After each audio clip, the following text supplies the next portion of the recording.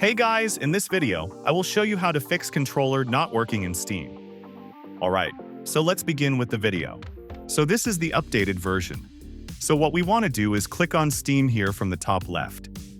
Then we're going to go to Settings. And right here we will go to Controller. And your controller should automatically be detected here. If it's not detected, what we want to do is plug it back in or unplug it, and plug it back into our PC from the USB or however it's connected. If it's Bluetooth, then you can unplug it with Bluetooth. So after we have this page open here, what we're going to do is first we want to uncheck this option, turn off controllers when exiting big picture mode. So just uncheck this. And then what we're going to do is if you see any option here to install. So depending on your controller Xbox extended feature support driver, we want to install this.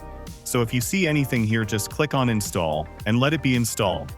Now after we have done this, the last thing that we want to do is right here non-game controller layouts. We want to click on the cogwheel and we want to reset controller layout to default. Now we want to do this for both of these or however many you may have. And after we have done all of this, your controller will start working.